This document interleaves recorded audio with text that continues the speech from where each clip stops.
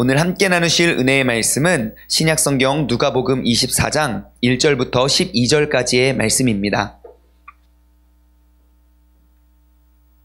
신약성경 누가복음 24장 1절부터 12절까지의 말씀입니다. 안식 후 첫날 새벽에 이 여자들이 그 준비한 향품을 가지고 무덤에 가서 돌이 무덤에서 굴려 옮겨진 것을 보고 들어가니 주 예수의 시체가 보이지 아니하더라. 이로 인하여 근심할 때 문득 찬란한 옷을 입은 두 사람이 곁에 섰는지라. 여자들이 두려워 얼굴을 땅에 대니 두 사람이 이르되 어찌하여 살아있는 자를 죽은 자 가운데서 찾느냐. 여기 계시지 않고 살아나셨느니라. 갈릴리에 계실 때 너희에게 어떻게 말씀하셨는지를 기억하라. 이르시기를 인자가 죄인의 손에 넘겨져 십자가에 못 박히고 제3일에 다시 살아나야 하리라 하셨느니라 한데, 그들이 예수의 말씀을 기억하고 무덤에서 돌아가 이 모든 것을 11사도와 다른 모든 이에게 알리니, 이 여자들은 막달라 마리아와 요한나와 야고보의 모친 마리아라. 또 그들과 함께한 다른 여자들도 이것을 사도들에게 알리니라. 사도들은 그들의 말이 허탄한 듯이 들려 믿지 아니하나 베드로는 일어나 무덤에 달려가서 구부려 들여다보니 세마포만 보이는지라. 그 된 일을 놀랍게 여기며 집으로 돌아가니라. 이것은 하나님의 말씀입니다. 아멘. 오늘 본문 말씀으로 우리가 들어가 보면요, 예수님의 부활 사건에 대해서 소개를 하고 있습니다. 예수님의 그 부활의 사건이 언제 이루어졌고 누구에 의해서 발견되어졌는지, 그리고 그들은 무엇을 가지고 나아갔는지 우리는 말씀을 통해서 알 수 있습니다. 지금 예수님의 부활 사건이 언제 일어나게 됐습니까? 1절 말씀이죠. 안식 후 첫날 새벽에 일어나게 됩니다. 자, 이것이 굉장히 중요합니다. 안식 후 첫날 새벽에 일어났다는 것. 왜냐하면 지금 구약의 율법에서 이야기하고 있는 너희는 안식일을 기억하여 거룩히 지켜야 하는 그 안식일은 바로 토요일이기 때문입니다. 그런데 우리는 지금 토요일날 예배를 드리지 않고 주일날 예배를 드리는 이유가 무엇입니까? 바로 예수님의 부활의 사건이 바로 안식 후 첫날 그 새벽에 일어났기 때문입니다. 그래서 모든 죄와 사망을 짊어지고 이 땅에 죽으셨다가 그 죽음에서 3일 만에 다시 살아나시고 부활하신 그 예수님의 부활의 사건과 그 능력이 바로 안식 후 첫날 토요일이 아닌 주일날 일어났음을 여러분 꼭 기억하시기 바랍니다. 이것이 바로 우리가 안식일 토요일이 아닌 주일을 지키는 이유가 됩니다. 자, 안식 후 첫날 그 주일날 새벽에 누가 그 무덤을 찾아오게 되지요? 여자들입니다. 이 여자들. 여러분, 이 여자들에 대해서 우리는 좀 더 생각해 보아야 됩니다. 왜냐하면 이 여자들이 보통 여자들이 아니거든요. 얼마나 대단한 여자들인지 한번 살펴보기를 원해요. 안식 후 첫날 그 요한복음 20장, 우리가 마태, 마가, 누가, 요한복음 이 부활의 사실을 좀 비교해서 보면요, 요한복음 20장에 보면 지금 새벽이라는 그 때를 이렇게 묘사를 합니다. 아직 어두울 때라고 기록하고 있어요. 아직 어두울 때. 그러니까 동이 트기 전에 그 캄캄한 그 어둠 가운데 지금 이 여자들이 무덤을 향해서 지금 가고 있는 것 아닙니까? 자, 지금 그 예수님의 부활하심을 처음 발견한 사람들이 누구라고요? 여자들이요. 그래서 마태복음에 보면 그 여자들이 어떠한 여자이고 누구인지 마태는 이름을 기록하고 있는데요. 마태복음 28장 1절 말씀을 보시면 안식일이 다 지나고 안식 후 첫날이 되어서 새벽에 막달라 마리아와 다른 마리아가 무덤을 보려고 갔더니 그럽니다. 자, 몇 명의 여인이 누가 거기에 갔죠? 막달라 마리아와 다른 마리아. 도대체 그 성경에는 마리아가 4명이 나오거든요. 어떠한 마리아인지 도대체 알려달란 말이야 몰라가지고 마가복음을 봅니다. 마가복음에 보니까요, 마가복음 16장 1절 말씀을 보니까 마가복음은요, 마태나 누가가 기록하지 않는 또 다른 여인을 등장시킵니다. 한번 볼게요. 16장 1절 말씀을 보면 안식일이 지남에 막달라 마리아와 야고보의 어머니 마리아, 오호, 지금 다른 마리아가 누구의 어머니라고요? 야고보의 어머니 마리아 기억하고 계세요? 또 누구요? 살로메. 이 살로메는 누굽니까? 여러분 살로메 아십니까? 여기 낯선 이름이 한 명 등장을 합니다. 그래서 이 살로메가 어떠한 여인이냐면 우리가 지금 이름이 낯설어서 그렇지 엄청난 여인이에요. 세베대의 아내이고요. 예수님의 제자 야고보와 요한의 어머니입니다. 갈릴리에서 예수님이 처형당하시고 골고다를 가는 언덕 내내 가슴을 치면서 울면서 쫓아갔던 여인이고요. 여러분 지금 이 여인의 이 사건만 봐도 대충 이제 어떠한 사람이라는 것 조금 이렇게 떠오르시지 않습니까? 갈릴리에서 내 아들 둘이 예수님을 만나요? 보내버려요. 그리고 그 요한과 야고보를 예수님한테 떠나보내고 그녀는 늘 그 주님 곁을 따라다니면서 제자들은 다 예수님 버리고 제 갈 길 가고 도망갈지라도 그 여인은 주님 곁을 떠나지 않고 끝까지 주님을 따랐던 그러한 여인 이름이 뭐라고요? 살로메라고요. 자, 그러면 나머지 두 명의 마리아에 대해서 우리가 잠깐 한번 살펴보기를 원해요. 여러분 막달라 마리아는 좀 유명해서 좀 아시죠? 예, 막달라 마리아는 어떠한 사람입니까? 가늠하다가 현장에 잡힌 여인, 그 여인의 이름이 막달라 마리아입니다. 그런데 우리가 이 막달라 마리아에 대해서 오해하고 있는 사실이 있어요. 오해하고 있는 게 뭐냐면 지금 이 여인이 그 예수님의 발에 값비싼 향유를 붓고 자신의 머리카락으로 닦은 여인, 다시 말해 나사로의 여동생, 그 마리아가 막달라 마리아가 아닙니다. 우리는 다 그 마리아 지금 도대체 누구냐 말이야. 우리 맨날 그렇게 하고 있는데 그 마리아가 아니에요. 성경을 좀 더 정확히 보시면요. 지금 나사로의 여동생 그리고 예수님의 발에 향유컵을 깨고 머리를 이렇게 그 머리카락으로 발을 씻어준 그 마리아는요. 베다니에 사는 마리아예요. 그 간음을 하던 막달라 마리아가 아니라. 그래서 여러분 착오 없으시기 바래요. 자, 그러면 이제 막달라 마리아는 누군지 알겠어요. 유명해요. 간음하다가 현장에 잡혀서 유명해요. 그러면 또 다른 마리아, 아까 누구의 어머니라고요? 야고보요. 근데 살로메가 누구의 어머니예요? 야고보와 요한의 어머니요. 도대체 이 마리아는 누구냐는 말입니까? 저도 말씀을 준비하다가 그냥 막연히 추상적으로 알고 있다가 이거 보니까 분명히 야고보 뭐야? 한참을 찾다가 보니까 알겠어요. 이 야고보가 그 야고보가 아닙니다. 요한의 형제 야고보가 아니라 이 마리아는요, 예수님의 형제 야고보의 어머니인 거예요. 나이 드신 마리아, 바로 예수님의 어머니 성모 마리아를 말하죠. 우리가 지난 금요일 날 엊그저께 커넥트 때 우리가 엄청난 뮤지컬을 봤습니다. 너무너무 귀한 자료를 봤는데 제가 그 뮤지컬을 이렇게 쭉 통해서 보면서 우리가 한 가지 생각하지 못했던 걸 한 가지 발견했어요. 그게 뭐냐면 예수님의 탄생하신 모습을 지켜봤던, 탄생의 순간을 지켜봤던 두 사람이 누구죠? 요셉과 마리아입니다. 뭐 엄마고 아빠니까. 근데 예수님이 죽으시고 딱 그 죽음의 순간을 바라봤던 사람, 예수님의 곁에 누가 있었습니까? 요셉과 마리아입니다. 근데 물론 아버지 요셉은 아니고 어머니 마리아는 똑같지만 세베대의 아들 요셉, 산헤드린 공회원 중에 부자고 그가 목숨을 걸고 빌라도에게 가서 요청을 합니다. 이 예수님의 시체를 나에게 달라고. 그리고 나를 위해서 그 당시 무덤은요, 그냥 우리가 한 무덤에 한 시체만 묻어두는 게 아니라 좀 있는 집 자식은요, 우리 가문의 무덤을 파놓고 그 무덤 안에 여러 구의 시체를 이렇게 안치했거든요. 그래서 어떠한 시체도 없는 새 무덤을 내가 평생 몇십 년 동안 준비했는데 그 무덤을 예수님께 양보합니다. 누가요? 요셉이요.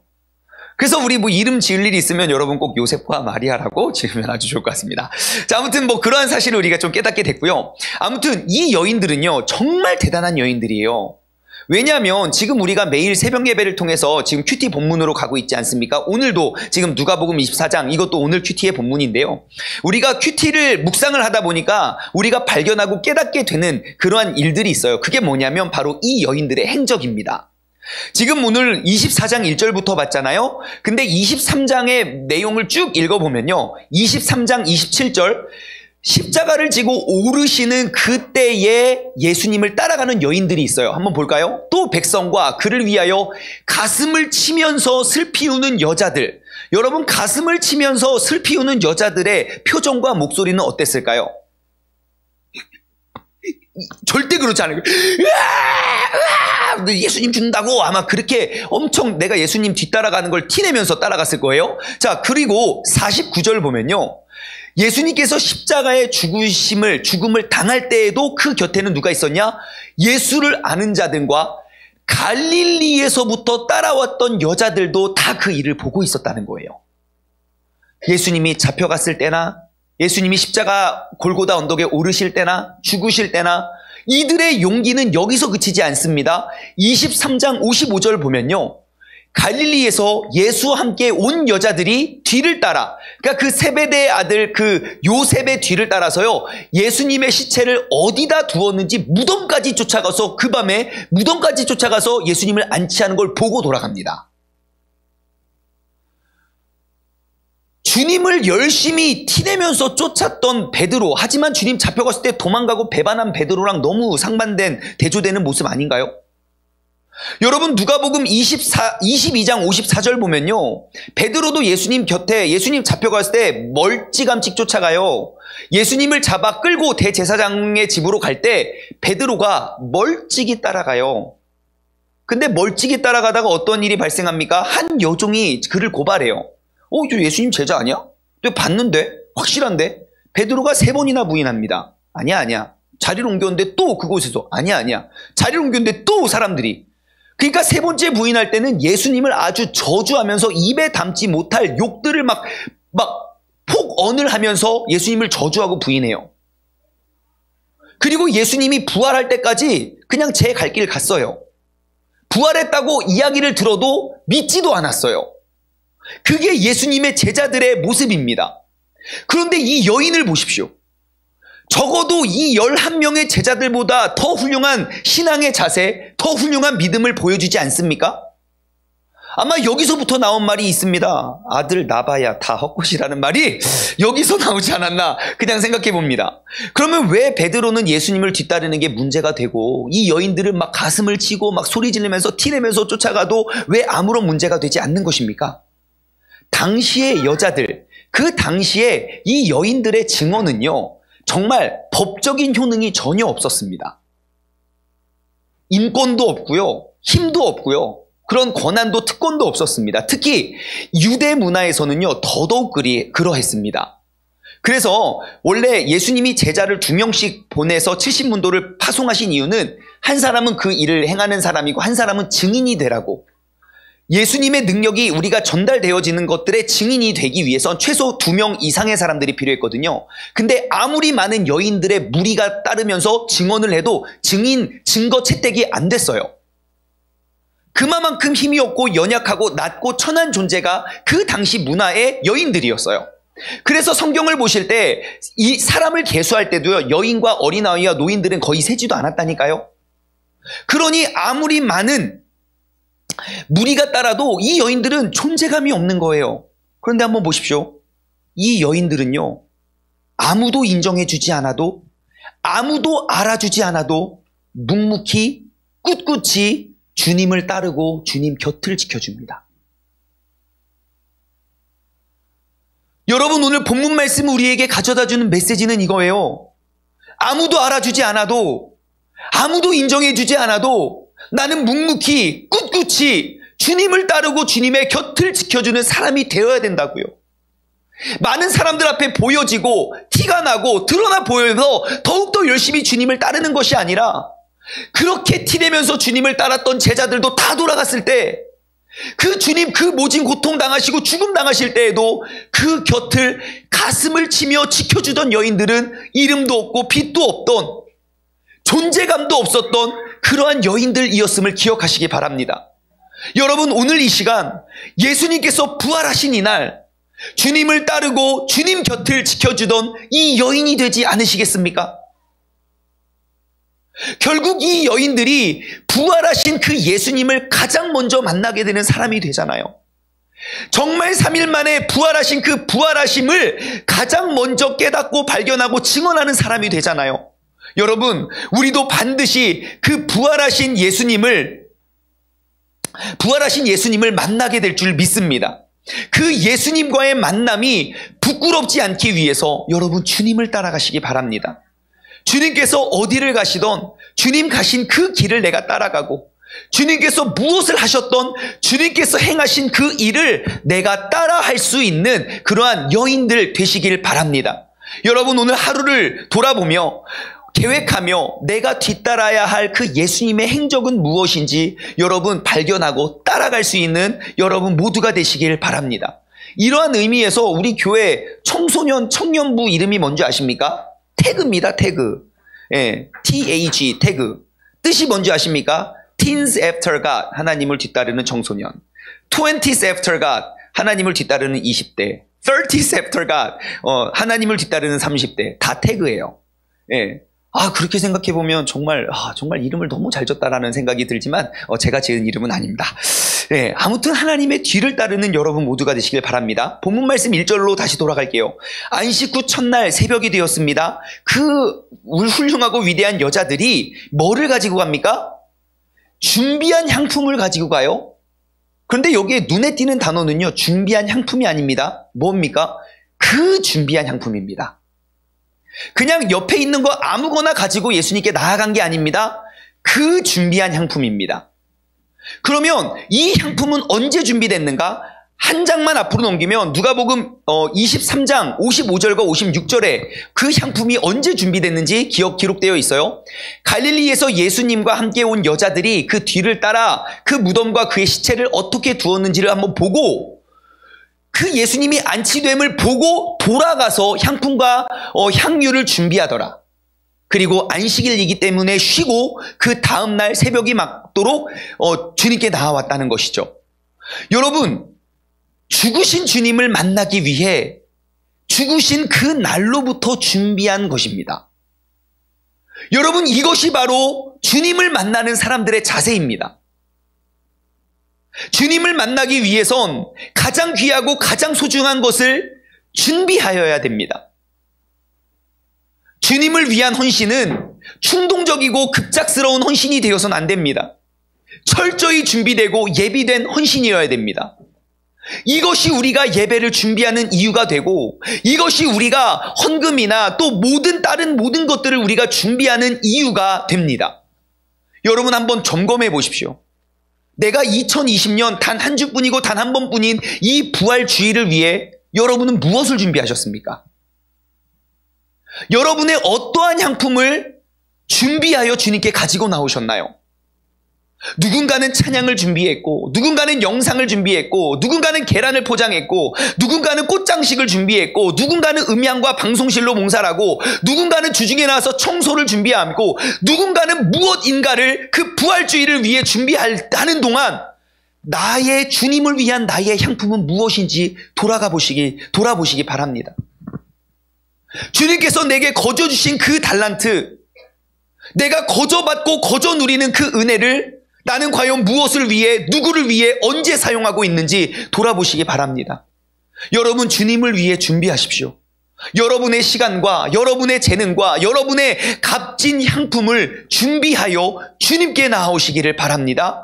바로 이러한 사람이 부활하신 주님을 만나는 사람이 되는 줄 믿습니다.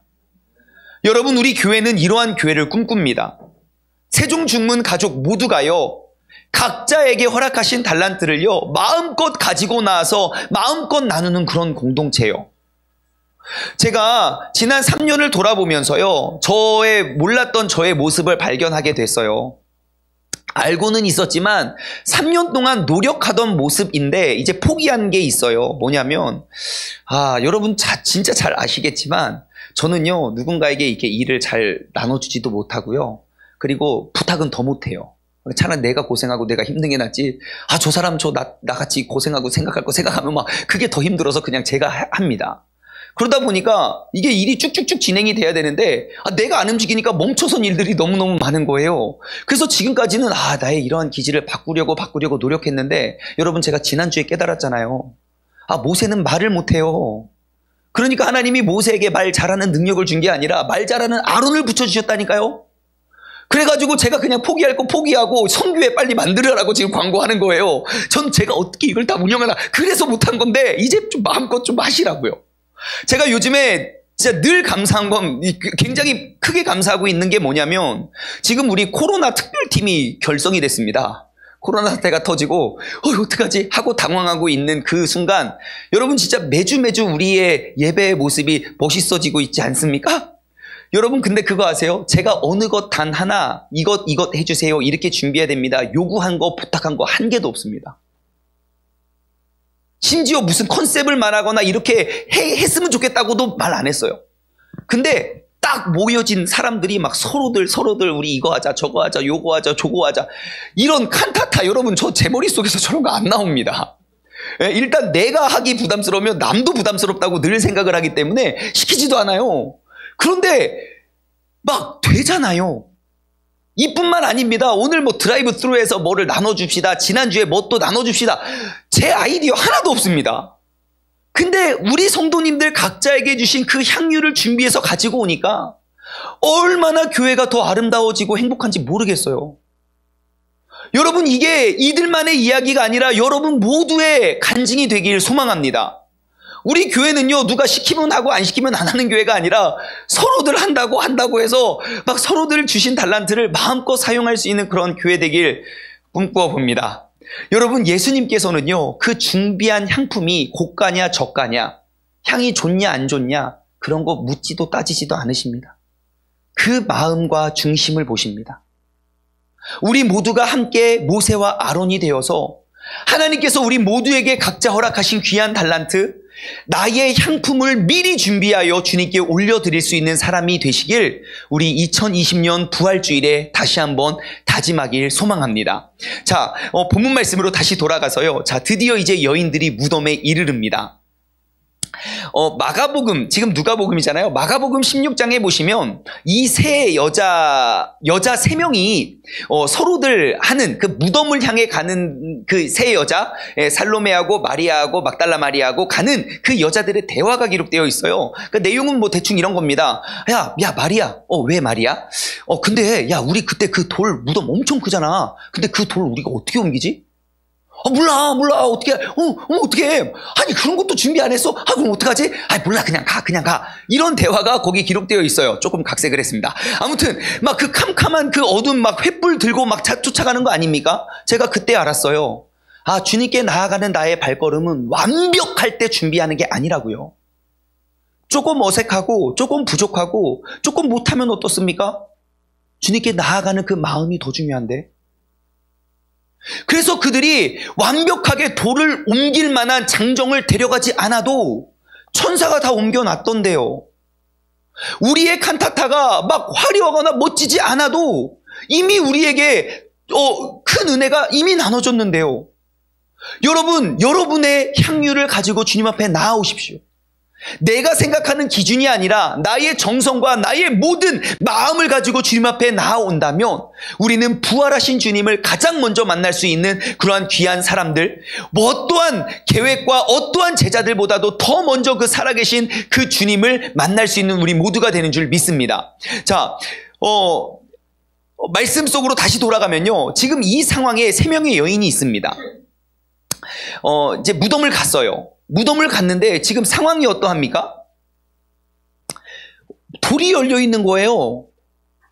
자, 이 여인이 캄캄한 새벽에 횃불 들고 갔다니까요. 예수님의 무덤을 살펴본 사람은 2명이에요. 막달라 마리아하고 예수님 어머니 마리아. 그리고 지금 다시 찾았을 때는 몇 명이 갑니까? 3명이 갑니다. 그런데 딱 도착을 했는데 세상에 돌이 열려 있네요. 이게 어떻게 된 거지? 하고 그 무덤 안을 지켜봤는데 시체가 있어요? 없어요? 없어요. 자, 그러면 그 밤길 헤매서 그곳에 돌아왔는데 무덤이 열려있고 시체가 없다. 여러분 가장 먼저 어떤 생각이 들겠습니까? 가장 먼저 어떤 생각 들었을까요? 그 캄캄한 산길을 헤매고 와가지고 잘못 찾아온 거 아니야? 아마 살로메의 대사는 없지만 살로메 뭐라고 했겠습니까? 아니 내가 이거 똑바로 보라고 했잖아. 지도를 잘 그리든가 내비게이션을 잘 찍든가. 그 여기가 아닌가 봐. 막 잔소리 얼마나 많이 했던 거 아니겠습니까? 그죠? 그래서 그들에게는 근심이 앞섰어요. 4절입니다. 지금 이로 인해서 근심할 때에 문득 찬란한 옷을 입은 두 사람이 그의 곁에 섰는지라. 자, 여러분 잘 보십시오. 굉장히 중요한 겁니다. 내가 옳은 뜻을 가지고 옳은 때에 옳은 곳에 거할지라도 당황하거나 근심할 수 있습니다. 예수님의 부활하심을 준비했던 이 여인들이 올바른 것 준비하고 올바른 때에 올바른 자리에 나아갔는데 내가 생각했던 모습이 아니어서 이 여인들은 근심하고 당황하고 있었어요. 여러분, 우리의 인생도 그러하지 않습니까? 내가 분명 옳은 길 가고 있다고 생각하는데 왜 이건 잘 되지 않고, 내가 분명 올바른 때에 올바른 삶을 살고 있는데 왜 이게 잘 이루어지지 않나? 우리는 당황하거나 근심할 때가 있습니다. 하지만 여러분 걱정하지 마십시오. 그 길이 옳은 길이라면 분명히 나를 돕는 천사가 내게 임할 줄 믿습니다. 여러분, 지금 천사들이 언제 등장했는지를 한번 보십시오. 그 여자 3명이 벌벌벌 떨면서 그 밤길 무서워서, 새벽길 무서워서 헤맬 때 천사가 나타나서 그들의 길을 인도해 주지 않습니다. 그 여인들이 무덤에 이르러서 지금 막 이거 잘못된 거 아니냐고 막 너 잘못 찾아온 거 아니냐고 서로 다투고 싸우고 그들이 근심하고 있을 때 바로 그때 천사들이 그들 앞에 나와왔다는 사실을 기억하시기 바랍니다. 여러분, 우리의 삶의 교훈은 무엇입니까? 내 삶에 당황하고 근심할 때 여러분 무엇을 바라봐야 됩니까? 내 주변의 천사를 바라보십시오. 나를 돕고 나를 인도하고 나를 이끌어주는 그 천사들이요. 진짜 있습니다. 반드시 있습니다. 어떻게 내가 잘못 찾아온 거 아니야? 어떻게 예수님이 없지? 어떻게 저 돌이 움직여져 있지? 라고 당황했는 그러한 상황 속에서도 반드시 나를 돕는 천사가 내게 있습니다. 내가 나를 돕는 천사라 인정하지 못하고 바라보지 못할 뿐이지 반드시 나를 돕는 천사가 내 주변에 있음을 기억하시기 바랍니다. 말씀을 준비하는데 이 찬양이 떠오르더라고요. 누군가 널 위하여 누군가 기도하네. 내가 홀로 외로워서 마음이 무너질 때 누군가 널 위해 기도하네. 여러분, 내가 근심할 때 아무도 나를 돌아보지 않고 어느 누구에게도 물어볼 데 없고 어느 누구도 나의 편이 되어주지 않는 것처럼 느끼실 때 여러분, 바로 나를 위해 중보하시며 내 안에 성령님께서 나를 위해 중보하고 계신다는 사실 여러분 꼭 기억하시기 바랍니다. 로마서 8장 26절과 27절에 사도 바울은 이렇게 고백합니다. 이와 같이 성령님도 우리의 연약함을 도우시나니. 여러분, 우리의 연약함을 도우시는 분은 성령님입니다. 우리가 마땅히 기도할 바를 알지 못하나 내가 무엇을 어떻게 기도해야 할 바를 알지 못해도 괜찮아요. 왜냐? 오직 성령이 말할 수 없는 탄식으로 우리를 위하여 친히 간구하시느니라. 내가 무엇을 구하고 어디를 가고 누구에게 물어봐야 될지 모르는 상황 속에 나를 위해 친히 말할 수 없는 탄식으로 간구하시는 그 성령님을 바라보십시오. 27절, 마음을 살피시는 이가 성령의 생각을 아나니 이는 성령이 하나님의 뜻대로 성도를 위하여 간구하심이니라. 아멘. 여러분, 내가 옳은 길에 섰다면 낙심할 이유가 전혀 없습니다. 오늘 이 순간 나의 눈을 들어 나를 돕는 천사를 바라보십시오. 내가 설령 옳지 못한 길에 섰다면 여러분 서둘러 회개하고 옳은 길로 나오십시오. 말할 수 없는 탄식으로 나를 위해 간구하시는 성령님이 기다리고 계십니다. 한번 적용해 볼까요? 여러분, 내 삶의 근심의 때가 언제입니까? 내가 옳은 길을 가고 있다고 생각하지만 근심하고 낙심했었을 때는 언제였습니까? 먼저 내가 서 있는 그 자리를 점검하십시오. 내가 은혜의 자리이고 기도의 자리이고 말씀의 자리이고 내게 주신 달란트를 내가 가지고 나간 그 자리이라면 여러분 지금 예수님을 만나기 위해 빈 무덤을 발견한 여자와 같이 나를 도우시는 그 천군 천사가 내 주변에 있음을 바라보시기 바랍니다. 내가 열심히 노력했는데 결국 찾아간 곳이 빈 무덤일지라도 여러분 당황하지 마십시오. 눈을 들어 나를 돕는 천사를 바라보시기 바랍니다. 말씀으로 다시 돌아갈게요. 5절과 6절입니다. 이제 그 천사들이 내려와서 이야기합니다. 여자들이 두려워 얼굴을 땅에 대니 생각해 보십시오. 얼마나 무섭겠습니까? 예, 지금 막 무서운 무덤을 향해서 온 것도 무서운데 무덤 돌은 굴러져 있고 무덤은 비어 있어서 벌벌벌 떨고 있는데 갑자기 두 명이 뿅 내려가지고 광채를 받치면서 이야기를 하면 진짜 무서울 것 같아요. 그래서 엎드리고 있는데요. 얼굴을 땅에 대니 두 사람이 이르되 어찌하여 살아있는 자를 죽은 자 가운데서 샀냐? 여기에 계시지 않고 살아나셨느니라. 자, 천사의 권면을 한번 들어오시오. 갈릴리에 계실 때에 너희에게 어떻게 말씀하셨는지를 기억하라. 천사의 권면이 무엇입니까? 천사는요, 새로운 길과 새로운 방향을 제시하지 않습니다. 이미 주님께서 말씀하시고 이미 약속하셨고 그 약속을 이루신 그 약속을 기억하래요. 이미 우리에게 말씀하신 그 예수님의 말씀을 기억하래요. 그 말씀을 딱 듣는 순간 지금 내가 무엇인가의 그 가이드를 내가 제시받는 게 아니라 그 약속의 말씀을 내가 기억해야 되는 거구나 라고 그것을 깨닫는 그 순간 8절입니다. 그들이 예수님의 말씀을 기억하고 맞아, 예수님께 살아나셨고 어디로 가셨고 무엇을 하신다고 했지, 무너진 성전도 3일 만에 다시 일으켜 세우신다고 했지. 그리고 그들은 9절 무덤에서 돌아가 이 모든 것들을 11사로와 모든 사람들에게 전합니다. 여러분, 예수님의 약속이 기억되었을 때 부활의 능력이 저희들의 삶에 임하게 된 줄 믿습니다. 여러분, 신앙생활은 무엇입니까? 새로운 일들을 계속 만들어내는 것이 아닙니다. 주님의 약속을 기억하는 것입니다. 내가 잊고 있었던 그 약속을 회복하는 것, 주님께서 내게 부르신 그 소명을 다시 한번 기억하는 것. 여러분, 그래서 성경은 구약과 신약으로 나눠져 있잖아요. 이전에 했던 약속과 새롭게 우리에 주어진 약속, 그 모든 약속들이 집결된 책이 바로 성경 약속의 책임을 기억하시기 바랍니다. 그렇다면 우리는 어떻게 살아가야 될까요?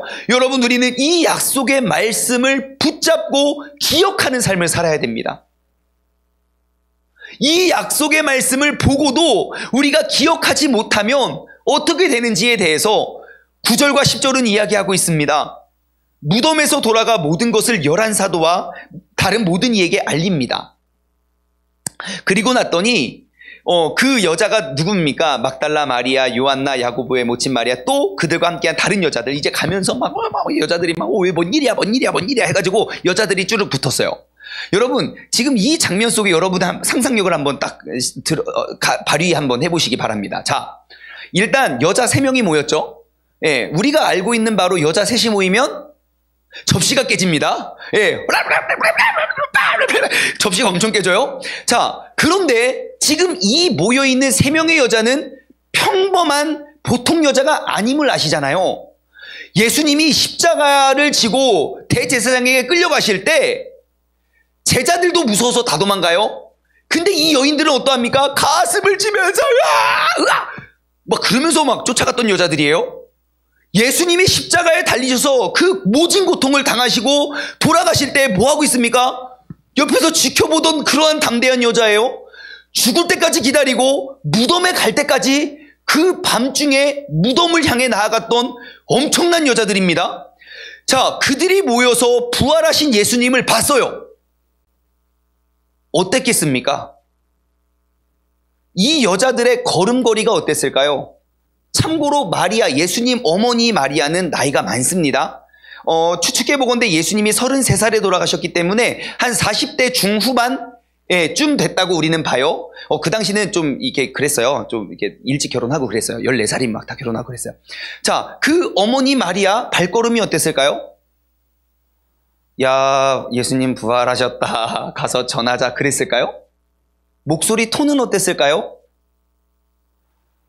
내가 봤네. 분명히 그 무덤은 비어 있었네. 여러분 지금 이럴 것 같습니까? 여러분들이 무엇을 상상하든 그거보다 더 여러분들이 복권을 샀는데 세상에 당첨된 것보다 훨씬 신기한 일 아닙니까? 내가 봤다고 조용히 좀 하라고 그러면서 야 내가 본 걸 말할게 막 이야기하니까 막 앞뒤가 안 맞아. 그러니까 언니는 그게 문제라고 좀 흥분 좀 하지 말라고 막 자기가 더 흥분했으면서 막 그러면서 내가 조단 그래서 결론은 다 최고 언니가 이야기합니다. 그래서 사실 예수님이 안 계셨다고 지금 그런 거 아닙니까? 그런데 그렇게 놀라운 모습들을 그 여인들로부터 봤던 그 제자들의 태도가 어떻습니까? 11절입니다. 사도들은 그들의 말이 허탄한 듯이 들려 믿지 아니하나. 지금 그러한 모습을 처음 보는데도 그들은 믿을 수가 없었던 거예요. 여러분 사실 제자들이야말로 가장 믿고 있어야 되는 사람 아닙니까? 여자들이 막 왜 그래? 예수님 부활하셨어. 이제 알았어? 야 그걸로 당연한 거 아니야? 예수님 3일 만에 부활하신다고 했잖아. 여러분 이게 제자들의 모습이어야 되는 거 아닙니까?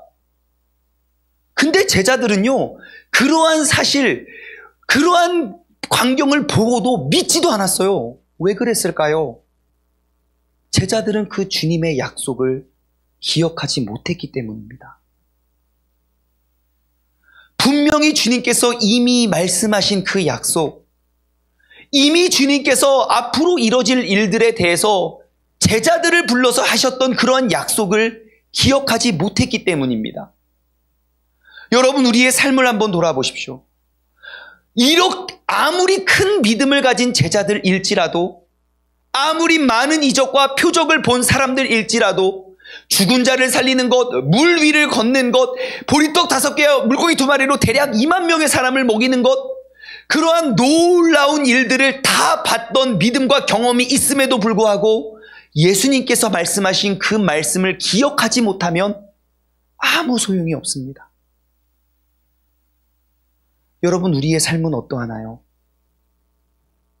모든 상황에서 죄와 사망에서 승리하신 그 예수 그리스도의 말씀을 그 능력을 기억하십니까? 오늘 나의 죄를 짊어지고 죽으셨다가 죽음을 이기신 그 부활의 능력을 기억합시다. 오늘 이 시간 우리의 칠흑같이 어두운 그 죄를 깨끗이 씻으시고 다시 살아나신 그 주님의 약속을 기억합시다. 우리가 믿음의 눈을 들어서 주님을 더욱더 기쁘게 할 수 있는 그러한 교회와 그러한 모든 세종중문의 가족들 되시길 주님의 이름으로 축원합니다. 오늘 말씀을 맺으며 우리가 이 찬양을 고백하길 원합니다. 찬양의 가사말은 이렇습니다. 주님, 제 마음이 너무 둔해서 나는 주님을 볼 수가 없습니다. 나는 이 땅에 속하여서 이 땅만 보다가 그 주님 손을 놓쳐버렸습니다. 이 세상의 근심과 염려와 걱정 때문에 내가 옳은 길 바른 길에 서 있음에도 불구하고 나는 그 주님의 약속을 잃어버렸습니다. 분명히 나는 나그네로 왔는데 내가 왜 주저앉게 되었는가? 분명히 나는 거저 얻은 인생, 그 청지기와 같은 인생인데 언제부터 나는 내 삶의 주인이 되어버렸나? 그리고 고백합니다. 믿음이 없이는 기쁘게 못하시니 고된 수고도 다 헛된 것뿐이다. 믿음이 없어서 무너진 나의 모든 삶의 자리에 다시 주님을 기다립니다. 우리가 이 찬양을 고백하며 나의 믿음의 눈을 들어 주님을 다시 한번 바라보고 그 약속의 말씀을 기억할 수 있는 우리 모두가 되길 소망합니다.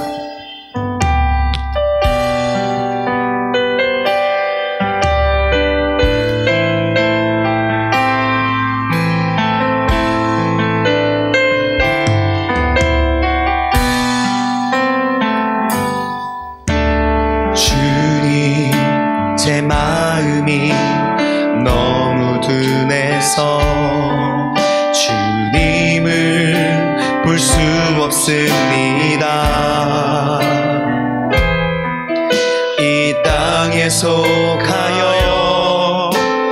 땅만 보다가 주님 손을 놓쳤습니다.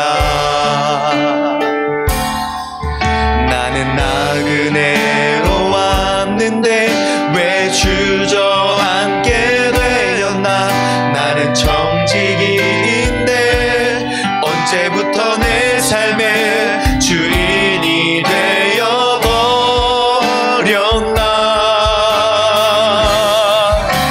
믿음이 없이는 기쁘시게 못하나니 고된 수고도 다 헛될 뿐이라. 믿음이 없어서 무너진 삶의 모든 자리에 다시 주님을 기다립니다. 다시 한번 고백할까요? 주님, 주님, 내 마음이 너무 둔해서 나는 주님을 볼 수 없습니다. 볼 수 없습니다. 이 땅에 속하여 이 땅만 보다가 주님 손을 놓쳤습니다. 주님 손을 놓쳤습니다. 나는 나그네로 왔는데 왜 주저앉게 되었나. 나는 청지기인데 언제부터 내 삶의 주인이 되어버렸나.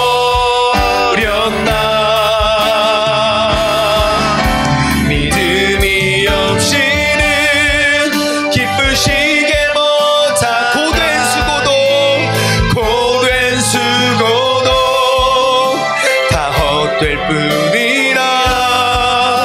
믿음이 없어서 무너진 삶의 모든 자리에 다시 주님을 기다립니다. 믿음이 없이는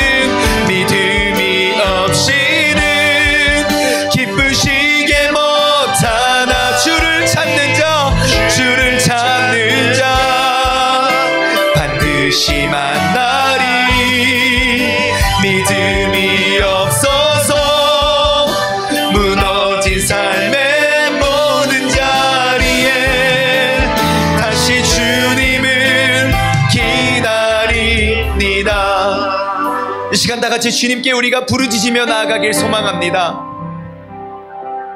요즘 날 내가 신앙생활하고 내가 기도하고 내가 말씀대로 살아가려고 노력하는 나의 걸음걸음 속에 나는 과연 나를 향한 그 주님의 약속의 말씀이 무엇이 있었는가?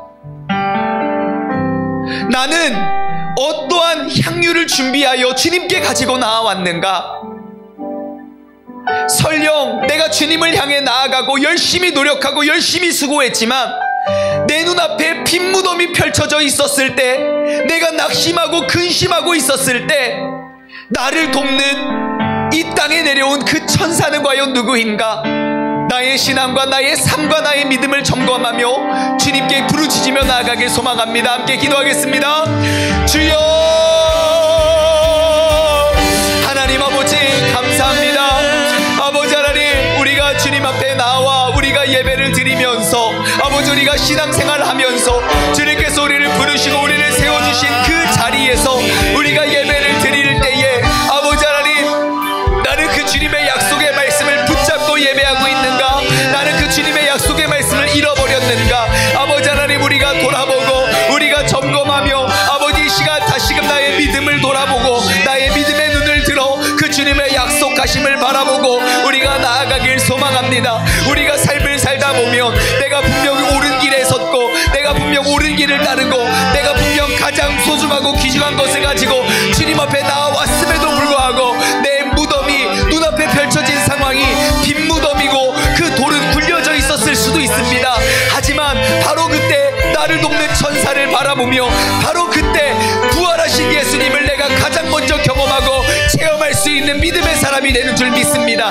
이 시간 2020년 부활주의를 맞아 주님, 내게 약속하신 그 주님의 약속을 붙잡기를 원합니다. 주님, 내게 말씀하신 말씀하신, 이미 우리에게 성경을 통하여 말씀하신 그 주님의 뜻과 그 소원을 우리가 다시 한번 기억하길 소망합니다. 나를 위해 이 땅에 오시고 그 죽음까지도 이기신 그 주님의 능력을 기억하며 나아갈 수 있는 믿음의 자녀 되게 하여 주시옵소서. 하나님 아버지, 감사합니다. 내가 주님 앞에 찾아 나와 예배를 드리면서 나는 과연 나를 향한 그 주님의 약속을 얼마만큼 기억하고 있었는지 돌아보게 하여 주심에 감사를 드립니다.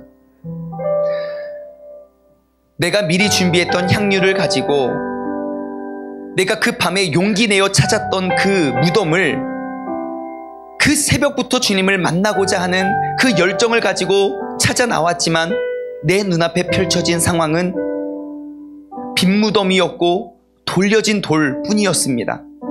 내가 무엇을 잘못했지? 어디서부터 잘못됐지? 내가 어떻게 돌아가야 하지? 내가 나의 갈피를 잡지 못하고 내가 근심하고 있을 바로 그때에 내 눈앞에 천사가 보여졌습니다. 하나님, 나의 삶의 여정 속에 이렇게 코로나 사태로 힘들고 어려운 상황 속에서도 어떻게든 내 믿음을 지키려 어떻게든 노력하고 어떻게든 애쓰고 어떻게든 힘쓰는 우리의 신앙생활에 용기 있는 발걸음이 때로는 그 길의 끝에 빈 무덤이 보여 있을 수도 있습니다. 하지만 우리가 예수님의 약속을 기억하길 원합니다. 주님의 약속을 기억하면 그 빈 무덤이 부활하신 주님을 가장 먼저 만날 수 있는 그 길이 되는 줄 믿습니다. 주님, 오늘 이 시간 주님께서 나와 또 우리와 이 교회와 이 민족을 향한 주님의 약속을 기억하길 원합니다. 비록 부족하고 연약하고 작고 아직 너무너무 흠이 많지만 이 교회를 통하여 행하시고 이루시고자 하시는 주님의 약속을 기억하길 원합니다. 아버지 하나님, 우리의 믿음의 눈을 들어 믿음의 눈을 떠 주님의 귀한 사명 감당케 하여 주시옵소서. 이제는 우리 주 예수 그리스도의 은혜와 아버지 하나님의 무한하신 사랑하심과 성령님의 교통하심이 우리가 믿음의 눈을 들어 주님께서 이미 약속하신 그 약속을 기억하여 우리가 어떠한 상황 속에서도 나를 돕는 천사를 바라보며 승리하길 소원하는 사랑하는 세종중문 가족들 머리 위에 이제로부터 영원토록 함께 하시길 간절히 축원하옵나이다. 아멘.